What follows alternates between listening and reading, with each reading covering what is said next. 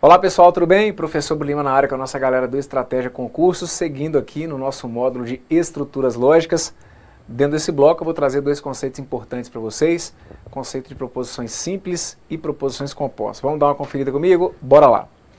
Então tá aí, ó, estruturas lógicas, proposições simples e compostas. Eu sou o professor Bruno Lima e a gente vai começar definindo então para vocês o que são proposições simples. Está anotado para vocês aí, olha, que proposições simples não possuem outra proposição como parte integrante de si mesmo. E aí eu coloquei dois exemplos. Minha sentença A, dizendo que o Roberto comprou um carro, e a minha sentença B, dizendo que Barcelona é capital da Itália. Então, vamos primeiro observar o seguinte. Para início de conversa, quando eu digo aqui, né, que o Roberto comprou um carro, está claro para você aí do outro lado que essa sentença realmente é uma proposição? Sim ou não? Sim, Bruno. Isso aqui é uma proposição. Por quê? Porque tem sentido completo e mais do que isso tem possibilidade de ser avaliado como VOF. Lembre-se que não é você na hora da prova que decide se essa sentença que está aqui é verdadeira ou falsa. Mas o que você pode me garantir é que é fato. Ou é verdade que o Roberto comprou um carro, ou é mentira que o Roberto comprou um carro. Tudo bem? Sendo uma proposição, a gente agora vai dividir as proposições em dois grupos. O grupo das proposições simples e o grupo das proposições compostas. Dentro do grupo das proposições simples vão ficar aquelas que não possuem nenhuma outra como parte integrante de si mesmo. Vou dizer para vocês aqui que é como se eu tivesse uma sentença e é como se eu não conseguisse quebrá-la em mais do que uma que tem sentido completo. Perfeito? Então, quando eu digo aqui para vocês que o Roberto comprou um carro, você vai perceber que eu não tenho como quebrar essa sentença em mais do que uma que tenha sentido completo. É muito comum, às vezes, surgir até o questionamento do tipo, Bruno, mas você está falando para mim aí, olha, Roberto comprou um carro, não dá para eu quebrar em mais do que uma que tenha sentido completo? Mas se eu virar e falar simplesmente que o Roberto comprou, que o Roberto fez compras, essa sentença não teria sentido completo? Sim. Então, professor, não dá para eu separar ali, Roberto comprou de um carro, alguma coisa assim? Não começa a viajar não. Até porque, mesmo que você quisesse quebrar essa sentença em mais do que uma que tivesse sentido completo, mesmo que você simplesmente chegasse para mim e falasse assim, o Roberto comprou, isso para mim tem sentido completo. O que sobraria na sequência, que é a sentença um carro sozinho não sobrevive como proposição, certo? Um carro, para início de conversa, é uma sentença que nem verbo tem. Então, seria uma sentença que não teria como se deslocar da outra no sentido de ser uma proposição. Então, você consegue perceber? Aqui é como se eu tivesse uma única ideia para dizer tudo que eu preciso. Não dá para eu tirar aqui mais do que uma que tenha sentido completo. Perfeito? A mesma coisa acontece na segunda, quando eu digo para vocês que Barcelona é capital da Itália. Tudo bem, não precisa cair para trás aí do outro lado. Já começar a chegar, né, professor? Fala sério, hein? Barcelona é a capital da Itália? Tá matando aí a geografia, né? A gente sabe que Roma é que é a capital da Itália. Por favor, professor, corrija essa informação que está aí no slide. Lembre-se que a gente está aqui dentro da lógica proposicional. E o que eu preciso para ter uma proposição é algo que seja, uma ideia que seja verdadeira ou falsa. Mesmo que o que eu esteja dizendo aqui seja uma mentira, mesmo que a gente saiba que Barcelona não é a capital da Itália, isso não é problema nenhum para que eu tenha ali a classificação enquanto proposição, perfeito? Só que sendo uma proposição, conforme eu falei, eu vou separar essas sentenças no grupo das proposições simples e no grupo das proposições compostas. No grupo das proposições simples, entra, por exemplo, essa que está aqui. Por quê? Porque é mais uma sentença que eu vou colocar para você e que você vai perceber que por mais que você tente quebrá-la, em mais do que uma que tenha sentido completo, você vai perceber que não é possível, ok? Professor, eu arrumei um jeito simples de guardar. Eu acho que é só observar a questão do verbo. Se eu perceber que a sentença tem um verbo, é uma proposição simples. Se tiver mais do que um verbo, não vai ser uma proposição simples. Negativo, não caia nessa. Aqui, moçada, eu tenho que, em alguns pontos, chegar e já podar com vocês algumas ideias. E tem hora que eu não vou ficar nem gastando aqui muito meu latim, não. Então, no caso, por exemplo, da questão da quantidade de verbos, eu posso colocar como regra na cabeça que se tiver apenas um verbo que a proposição é simples? Não. Por quê? Porque dependendo da frase, dependendo do enunciado, pode ser que eu crie uma proposição simples mais completa e que essa proposição, mesmo sendo simples, ela às vezes tenha mais do que um verbo. Então aquilo que a gente puder colocar como regra, você pode ter certeza que eu vou jogar. Se porventura eu não mencionar aquilo como regra, é porque a gente encontra alguma situação que porventura aquilo ali vai acabar falhando. Então a questão da quantidade de verbos, para que eu tenha uma proposição simples, ter apenas um verbo, não coloque isso na sua cabeça como definição não. Não vamos complicar o que não precisa ser complicado. Para eu ter uma proposição simples, eu tenho que ter uma sentença para a qual, de dentro dela, eu não consiga tirar nenhuma outra que tenha sentido completo. Por mais que eu tente quebrá-la em mais do que uma, eu não vou conseguir. Eu vou perceber que eu tenho só uma ideia sendo passada. Quando eu digo aqui que Barcelona é capital da Itália, você pode, do outro lado, questionar a mesma ideia. Bruno, se eu falar simplesmente que Barcelona é capital, se eu disser para você que Barcelona é capital, isso para mim é uma proposição que tem sentido completo. Eu também. Se você chegar para mim e falar que Barcelona é capital, eu concordo com você. Essa sentença ela é uma proposição. Essa sentença tem sentido completo. Posso dizer que Barcelona é capital, eu posso dizer que São Paulo é uma capital, eu posso dizer que Maceió é uma capital, tá perfeito, eu posso dizer que Barcelona é uma capital. Agora, o que eu estou questionando aqui é o seguinte, você consegue quebrar essa frase em mais do que uma que tenha sentido completo? Então você pode deixar Barcelona é capital de um lado e da Itália de outro, como se da Itália tivesse sentido completo sozinho? Você não pode, não é? Então é porque no fim das contas, aquela ideia que está sendo passada, ela traduz para mim apenas uma, que é, e o que faz então com que a gente conclua que aquela sentença que está ali, ela acaba sendo uma proposição simples. Perfeito?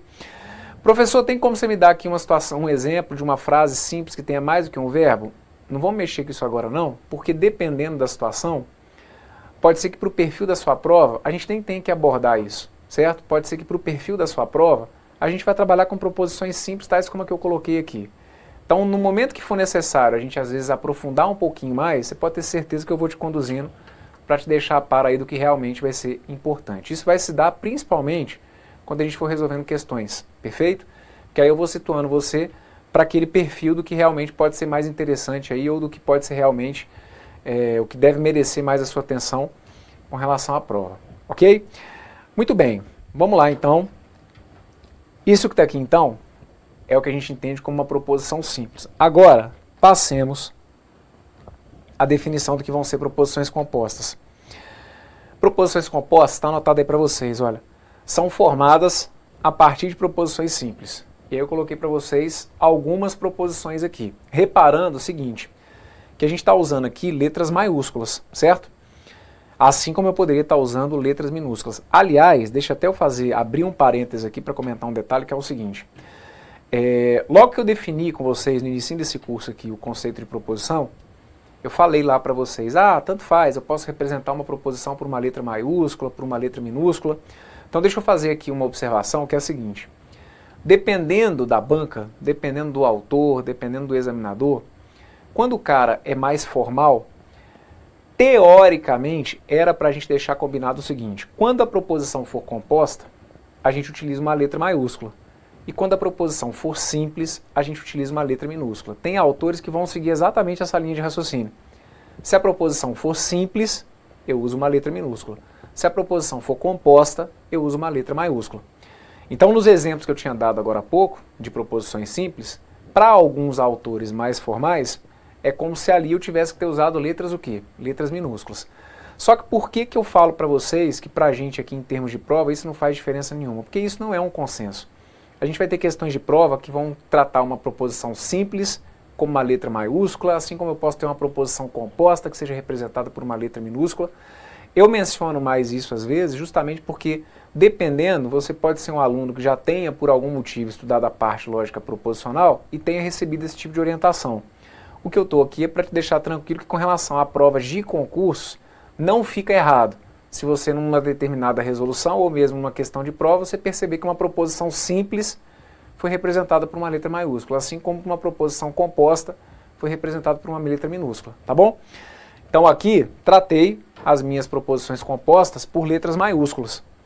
Minha proposição P, a palavra general possui 3 sílabas e o almoço estava gostoso. Minha proposição Q, se um triângulo possui 4 ângulos, então 2 é par. Minha proposição R, ou trabalho ou acordo cedo. Minha proposição S, Angélica mora em Maceió, se somente se faz sol. Pessoal, essas 4 sentenças aqui, elas são classificadas como proposições compostas. E por que elas recebem essa classificação? Vejam, vocês vão perceber que de dentro delas eu vou conseguir tirar mais do que uma ideia que tenha sentido completo. Olha a primeira. A palavra general possui 3 sílabas. Você concorda comigo que essa sentença por si só, ela já acaba tendo sentido completo? Assim como a segunda, olha, se você observar o restante aqui, o almoço estava gostoso, você vai perceber que essa sentença que está aqui, olha, ela também tem sentido completo. Então é uma situação diferente da que eu tinha proposto para vocês agora há pouco, quando a gente estava analisando as proposições simples. Por quê? Porque a gente vai perceber então que de dentro dessa estrutura eu consigo tirar mais do que uma que tenha sentido completo. Aquelas 2 sentenças que eu destaquei ali, elas sobrevivem, digamos, isoladamente. A palavra general possui 3 sílabas. Você consegue entender essa ideia como uma sentença de sentido completo. O almoço estava gostoso, você consegue também entender essa ideia como uma ideia que me passa uma noção de sentido completo, que possa ser avaliado como VOF, perfeito? Por mais que de início, muitos de vocês fiquem olhando aí com o nariz meio torto, tentando entender o seguinte: caraca, o que tem a ver uma coisa com a outra, né? O cara vira e fala ali que a palavra general possui 3 sílabas e que o almoço estava gostoso. Que papo de maluco, né? Pois é. Vai ser esse tipo de sentença que vai começar a aparecer na sua prova e que daqui a pouco você começa a entender o que de fato interessa.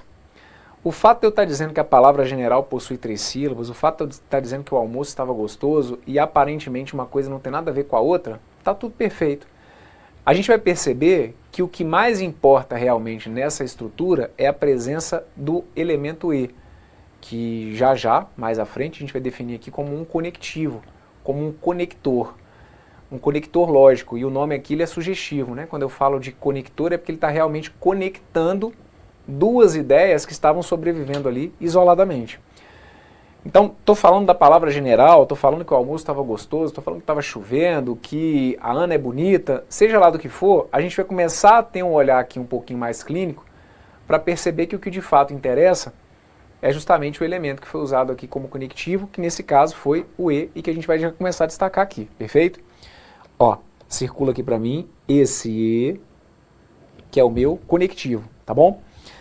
Quando a gente vai aqui para a sentença aqui, na sentença aqui eu tenho a garantia de que se um triângulo possui 4 ângulos, então 2 é par.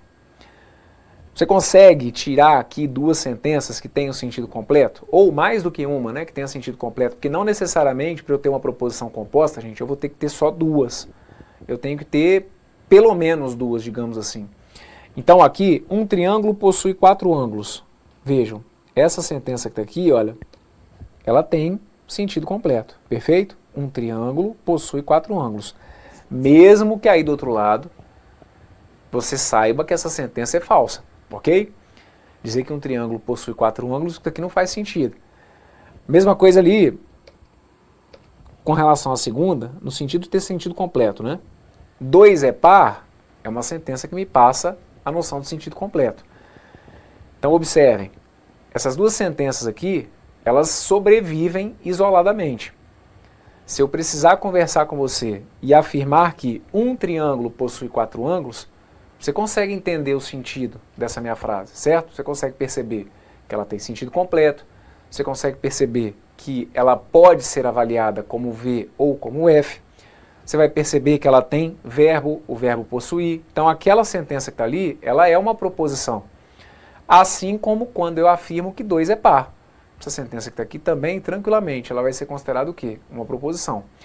Como essas 2 estavam ali sobrevivendo isoladamente e eu as uni numa única sentença, que foi a minha proposição Q, esse elemento que serviu para unir essas 2 estruturas é o meu conectivo. Então vocês têm que tomar um pouquinho de cuidado, porque na sentença aqui, eu não tenho 2 conectivos. Esse é um erro que às vezes a galera que está começando comete. Ah, tem 2 conectivos ali, o se e o então, negativo. Na sentença aqui, eu tenho apenas um conectivo, que é o conectivo se então. É porque essas 2 ideias juntas é que passam uma ideia, que é a ideia de condicional. Então por isso que a gente não pode dizer que eu tenho ali 2 conectivos, perfeito? Então vem comigo, vamos deixar anotado aqui, olha. Conectivo se então, já dá destaque para ele aí, olha, e já deixa anotado para mim que o se, então, ele vai fazer o papel de um conectivo lógico. Ok? Dá uma olhada na sentença R. Ou trabalho ou acordo tarde. Ou trabalho ou acordo tarde, vocês vão perceber que eu tenho aqui duas proposições simples. Quais são as duas proposições simples? Trabalho, ok? Deixa eu destacar aqui para vocês, ó. Trabalho é uma sentença simples e a outra sentença simples acaba sendo qual? Acordo tarde. E aí quem que eu tenho unindo essas duas ideias aqui? Ora, eu tenho um conectivo. De novo, cuidado, eu não tenho aqui mais de um conectivo. Eu tenho aqui um conectivo que é o conectivo ou, perfeito? Então esse cara que está aqui, olha, ele funciona para mim como se fosse um conectivo. Na nossa próxima aula, na verdade no nosso próximo bloco, né, a gente vai definir melhor o nome das operações. Quando eu tenho um ou, que nome que eu dou para essa operação? Quando eu tenho um se, então, que nome que eu dou para essa operação? Mas é fundamental que você já comece então a se acostumar. Que se você percebe que eu tenho ali mais de uma estrutura que estava sobrevivendo isoladamente, se eu crio uma outra sentença que me passa uma noção de sentido completo com essas duas, é porque então eu tive alguém para conectar essas ideias. Esse cara que conecta é o nosso conectivo lógico, que nesse caso, na sentença R, é o conectivo ou.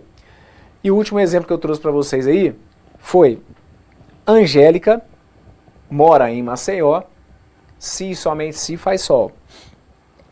Quais são as ideias simples que eu tenho aqui? Olha, uma ideia simples é Angélica mora em Maceió. E a outra sentença simples é faz sol. Quem que está ligando essas duas ideias aqui? Quem está ligando essas duas ideias é o conectivo se e somente se. Ou se e somente se, né? Mas é porque aqui eu confesso que vai sair o curso inteiro aqui com o se e somente se, perfeito? E esse cara aí, ele é um conectivo apenas. Então veja como que a gente vai avançando aqui um pouquinho e como que a gente vai melhorando a fala, não é? Ó, a minha sentença S, ela é uma proposição. Vê se você ticou aí esse conceito, né? É proposição por quê? Porque tem sentido completo e porque pode ser avaliada como VOF. Perfeito. Ela é uma proposição que agora se enquadra dentro do grupo das proposições o quê? Compostas. Por que ela é uma proposição composta? Porque ela é uma proposição que traz dentro dela mais do que uma que tem sentido completo. Então, a sentença S é uma que eu consigo quebrar de forma que de dentro dela vai sair mais do que uma que tenha sentido completo. Todos os exemplos que eu dei aqui acabaram trazendo apenas duas proposições simples, mas eu reforço, a gente pode ter uma proposição composta com duas proposições simples ou mais, né? Então se eu disser para vocês, por exemplo, que eu ando rápido e não corro e pego o ônibus, eu tenho aqui três proposições simples, compondo uma proposição que seria o quê? Composta. Então voltando ali na sentença S, ela é uma proposição composta e a gente percebe que a sentença S vai apresentar um conectivo, que é o conectivo se e somente se. Perfeito? Muito bem. Conseguiu me entender sobre o que são proposições simples e o que são proposições compostas? Conforme eu falei, né, na hora que a gente precisar aprofundar, se é que vai ser necessário a gente, né, quando for necessário aprofundar nesse conceito de proposição simples e composta, eu vou fazer isso principalmente através dos exercícios de fixação e das questões que a gente vai fazendo aqui ao longo do nosso curso. Mas num primeiro momento, eu preciso que você tenha essa noção básica do que são proposições simples e do que são proposições compostas. Acha que aí do outro lado ficou tudo entendido? Fez sentido para você? Perfeito, vou confiar em você e vou te aguardar então no próximo bloco. Se você está aí do outro lado, está achando que teve alguma coisa que eu falei aqui que não ficou tão legal, é legal que você volte, acompanhe de novo aqui, fique atento aos exemplos que eu dei, às observações que foram feitas. Tem horas aqui, né, que eu vou fazendo algumas observações que são bem sutis, mas que são fundamentais para que a gente vá naquela jogada de ir colocando pecinha por pecinha, tijolinho por tijolinho, para que a gente consiga chegar no alto aqui nesse conteúdo, tá bom? Fecho com vocês então aqui esse bloco. Deixa eu jogar aqui meu obrigado e já já a gente continua aqui no nosso curso dentro do Estratégia Concurso. Um forte abraço, Tudo de bom para vocês aí. Valeu!